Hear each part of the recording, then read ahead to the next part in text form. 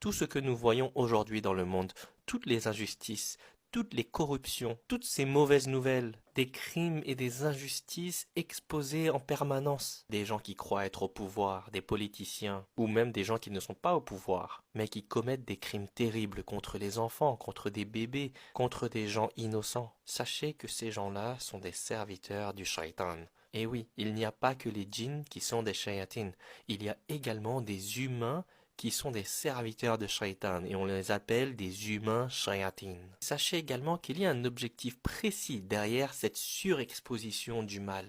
Le fait qu'on soit constamment exposé de mauvaises nouvelles, des informations comme un tel a fait quelque chose sur un bébé, sur un enfant, des choses terribles, des crimes, et que la plupart du temps, la justice ne fait rien ou fait mal son travail. Ils leur mettent 3 mois de prison, 6 mois de prison, alors qu'ils ont détruit la vie d'un enfant, ôter la vie d'une personne innocente. Ces choses-là ne sont pas là par hasard. Le but de Shaitan, ce n'est pas juste de pousser les humains au péché. Son véritable objectif est bien plus grave. C'est de faire en sorte que l'humain désespère. Shaitan veut nous faire perdre espoir. Il veut nous faire douter d'Allah et nous faire douter des noms et des attributs d'Allah. Le but de cette surexposition d'injustice, c'est de faire en sorte que les humains se sentent impuissants et que l'humain commence à penser du mal d'Allah. Car lorsque l'humain perd la foi, désespère et se sent impuissant, eh bien, l'humain commence à projeter sa propre faiblesse sur Allah. Il se met à penser qu'il n'y a pas de justice. Il se met à penser que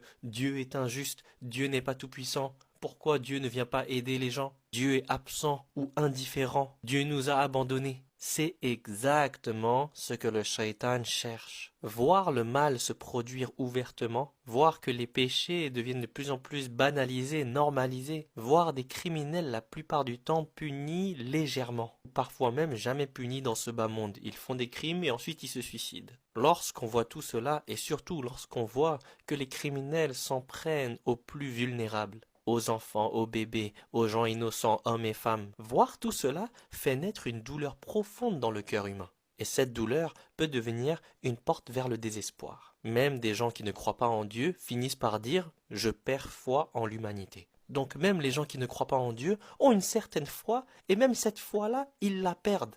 Elle est détruite. Et c'est ça que le shaitan veut. Il y a des humains shayatin qui travaillent pour shaitan pour semer la corruption et le désespoir sur la planète tout entière. Et donc cela montre que l'humain ne peut pas vivre sans espérance morale. Et quand il ne place plus cette espérance en Allah, au Créateur et Seigneur de l'univers, il commence à avoir une mauvaise opinion du Créateur de l'univers, eh bien il se met à placer